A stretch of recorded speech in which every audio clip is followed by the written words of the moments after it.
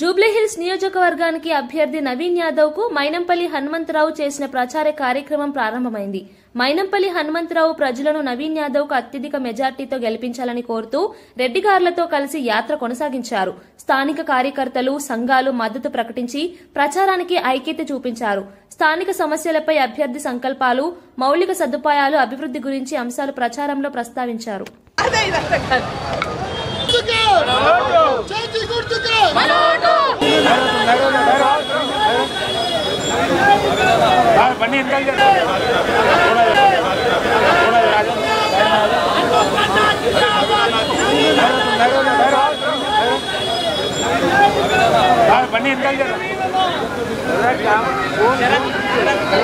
నవీన్ యాదవ్ గతంలో కూడా ఇండిపెండెంట్గా కూడా పోటీ చేసి మంచి ఓట్లు సాధించాడు.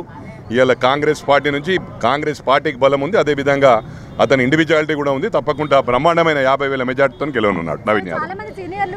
కుటుంబంలో పూర్తి సపోర్ట్ ఉంది. వన్ సైడెడ్గా రేపు మనము ప్రచారం తర్వాత 14th నాడు, 14th కదా కౌంటింగ్,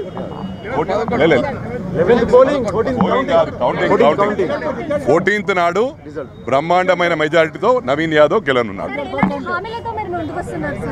హామీలు ఏంటి ఉన్నాయమ్మా? బ్రహ్మాండంగా ముందుకు పోతా ఉన్నాం. గతంలో చెప్పిండ్రు, ఎన్నో చెప్పారు వాళ్ళు.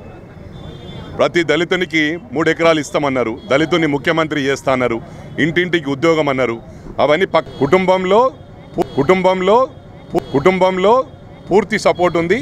వన్ సైడెడ్గా రేపు మనము ప్రచారం తర్వాత 14th నాడు, 14th నవీన్ యాదవ్ గారు వచ్చినట్టయితే ఫస్ట్ నవీన్ యాదవ్ గారు వస్తే ఫస్ట్ చెప్పండి పనులేంటి సార్? ఒక్క నిమిషం ప్లీజ్ చెప్పండి సార్. నవీన్ యాదవ్ గారు వచ్చినట్టయితే ఫస్ట్ మీరు